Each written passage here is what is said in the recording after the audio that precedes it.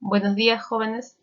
Esta semana vamos a hablar en el curso de Historia Universal, tema 12, la reforma religiosa y la contrarreforma. Estas reformas se van a realizar en el siglo XVI, debido a una profunda crisis que se manifestó en la Iglesia Católica. Esto va a generar un movimiento religioso cuestionador que, influenciado por las ideas del humanismo, que ya hablamos la clase pasada, el humanismo va a provocar la ruptura de su unidad y daría origen al protestantismo. Para contrarrestarlo, el alto clero católico involucró una serie de cambios y la aplicación de medidas radicales como la reactivación de la Inquisición. A continuación, en nuestras siguientes diapositivas, nosotros analizaremos las causas que motivaron este problema religioso y su difusión por el continente europeo. Así que toma nota y presta mucha atención, que luego haremos unas preguntas en la tarde.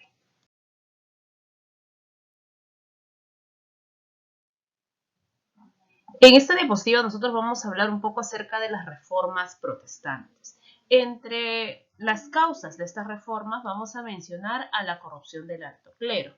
¿Y esta corrupción cómo lo manifestaba? Pues lo manifestaban debido a la falta de disciplina, la relajación moral, la simonía, que era la compra y venta de cosas espirituales, el nepotismo y sobre todo, y lo más importante que va en este caso, los religiosos o las personas que eran muy fieles a la religión católica, no lo van a ver con buenos ojos, era la venta de indulgencias. ¿Qué era la venta de indulgencias? Era el perdón de la iglesia. Hasta ahí está bien, el perdón de la iglesia.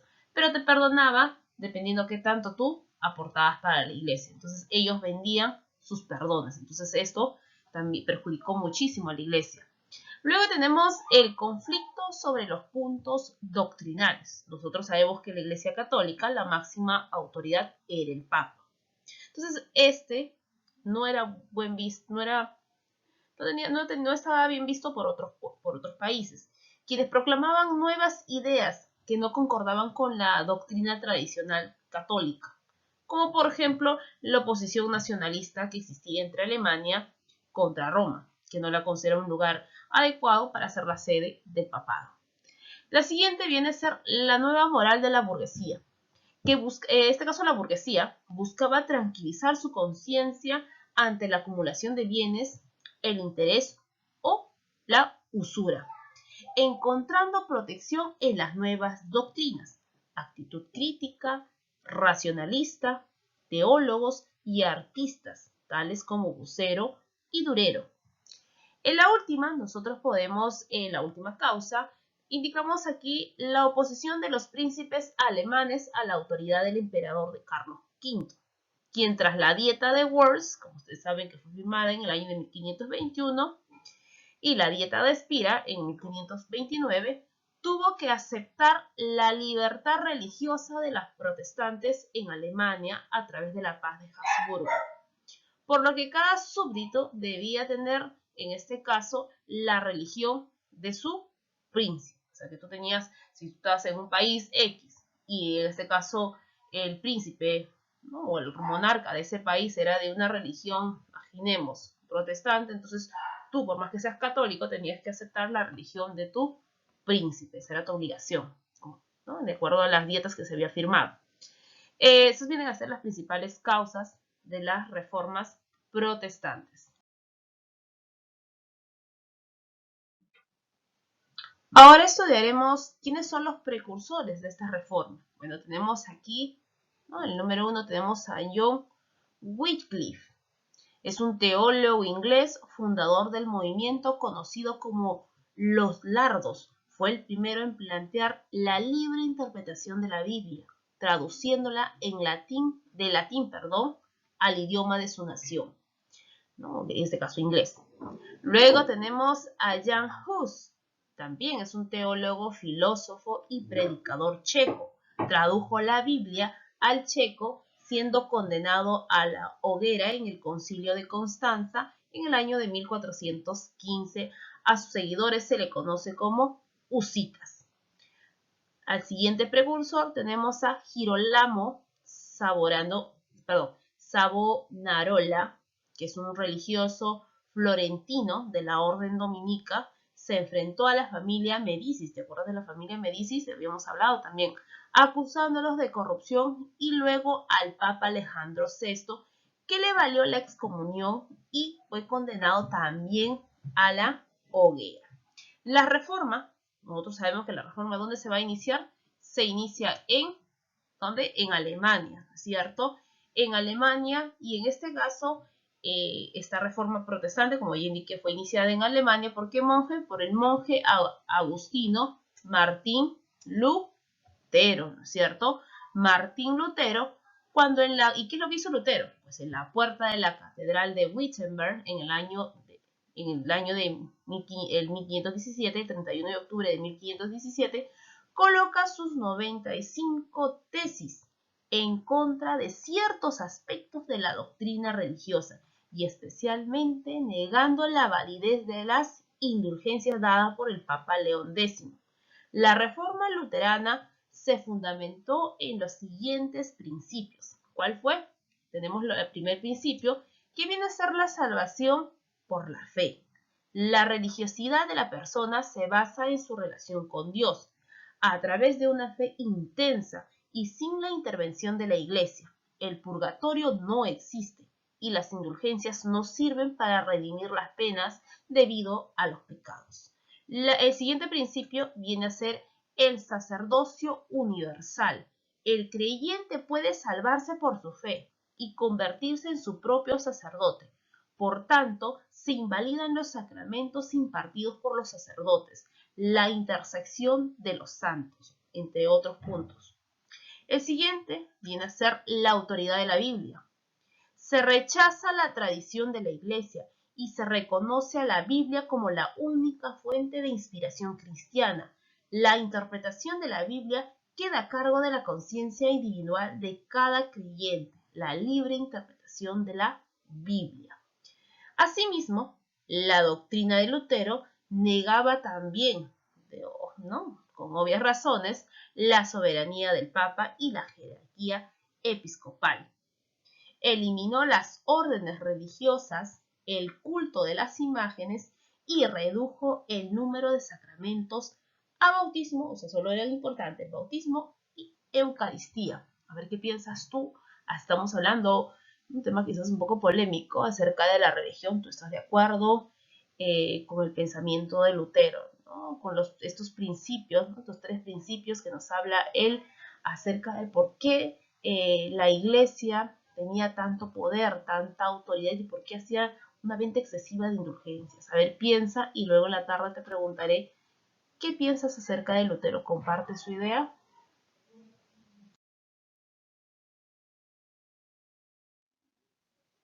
De manera muy breve, ¿no?, se ha elaborado una línea de tiempo. ¿Y qué es lo que vamos a estudiar en esa línea de tiempo? Algo muy fácil. Vamos a estudiar el desarrollo de la reforma de Lutero.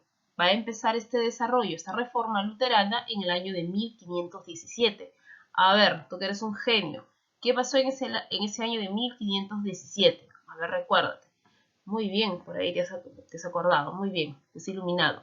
Se da lo que viene a ser la publicación de las 95 tesis. Y lo dije, ¿en qué catedral, en qué puerta de qué catedral fue colocada estas 95 tesis de Lutero?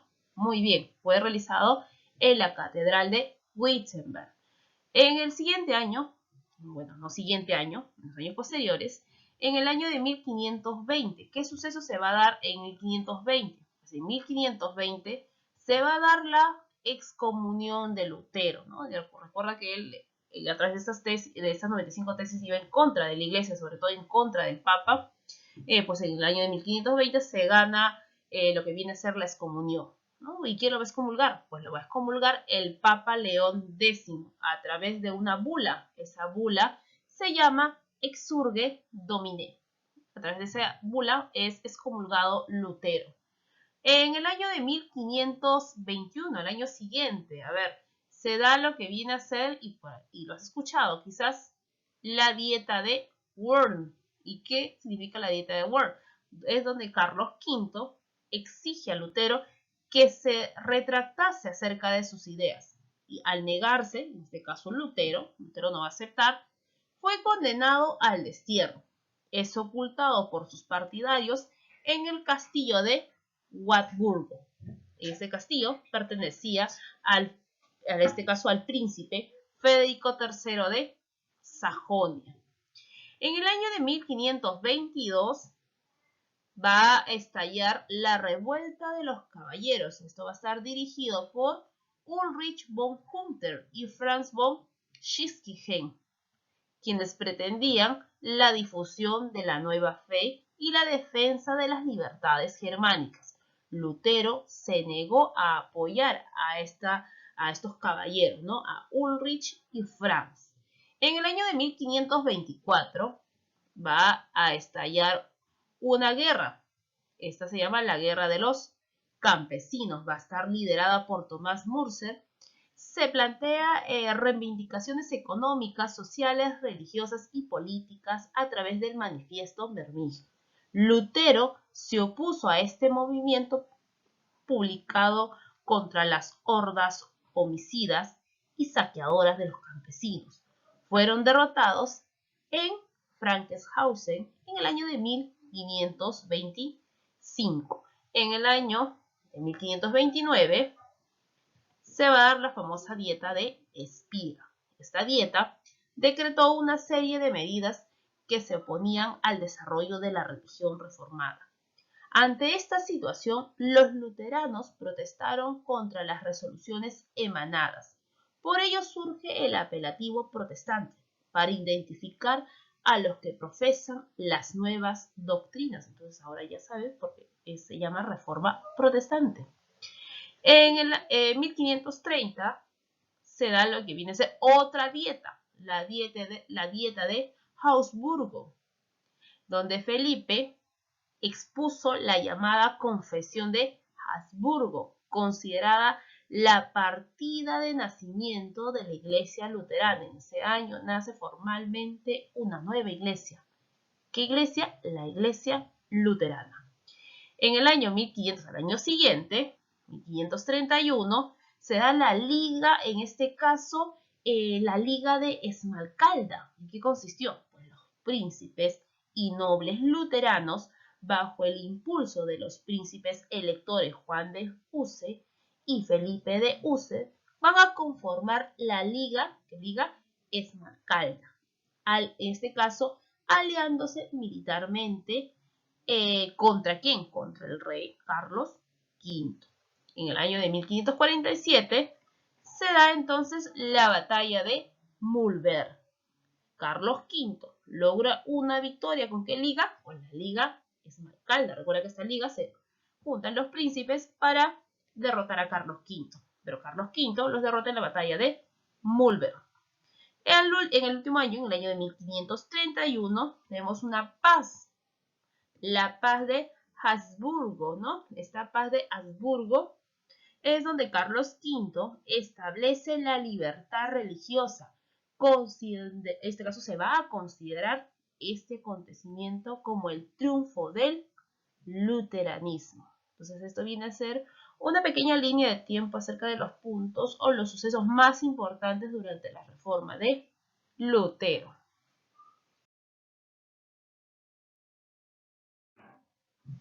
Recuerda que no solo vamos a hablar de o existió en este caso una reforma de Lutero en Alemania, no, también va a existir reformas en Suiza, en Francia e incluso en Inglaterra. Claro, no se van a llamar así reformas luteranas, pero van a tener los mismos principios, la misma idea que Lutero.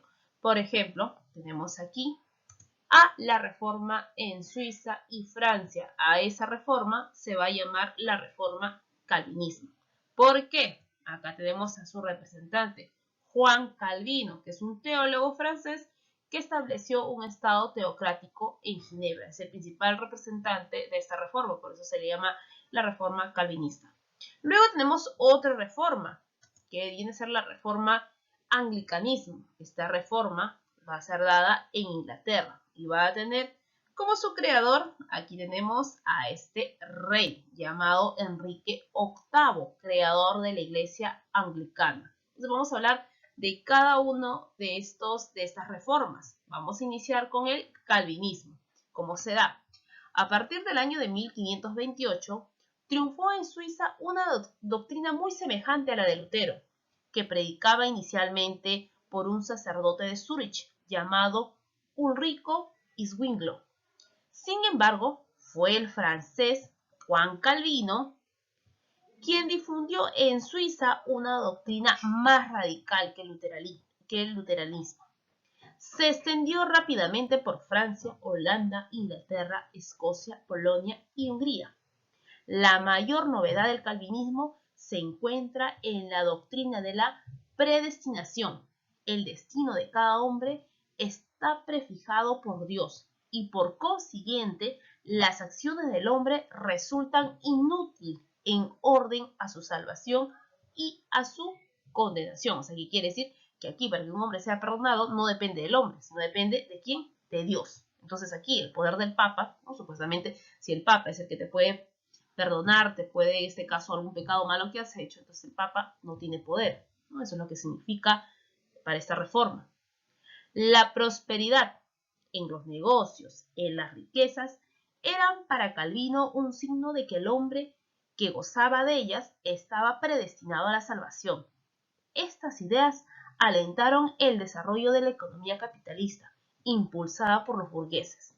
De este modo se desarrolló una nueva ética de la economía, que arraigó pronto entre los comerciantes de flamenco y se convirtió en el impulso de los colonos americanos. Tenemos aquí a otra reforma, ¿no? Que expliqué, la reforma anglicanista o anglicanismo.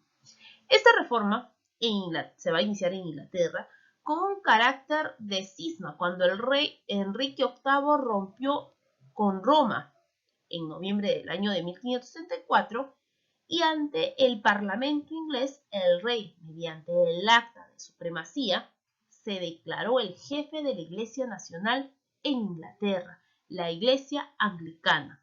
Las causas de por qué Inglaterra rompe con la Iglesia Católica fue la actitud personal de Enrique VIII, que, influido por la difusión de las nuevas doctrinas y aprovechando sus privilegios como soberano, se negó a la obediencia de la Iglesia romana, ante la negativa del Papa Clemente VII a concederle el divorcio de su primera esposa, Catalina de Aragón, para casarse con la cortesana Ana Bolena.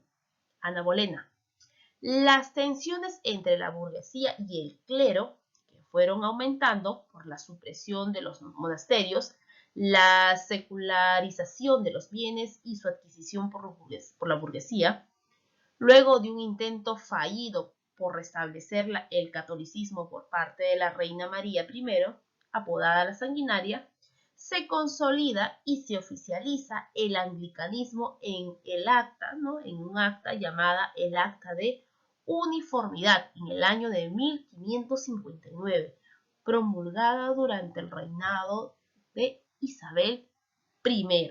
Y así que nace otra nueva, otra nueva iglesia, la iglesia anglicana. Eso es con respecto a al calvinismo y el anglicanismo. La Reforma Católica. Vamos a ver qué hace la Iglesia con todas estas reformas protestantes. Fue la reacción de la Iglesia Católica frente al avance del protestantismo. Los papas tuvieron que impulsar una serie de cambios para evitar, en este caso, la desaparición de la Iglesia romana. Esta reforma católica abarcó tres aspectos: la reforma disciplinaria, doctrinal, la contrarreforma y el renacimiento católico.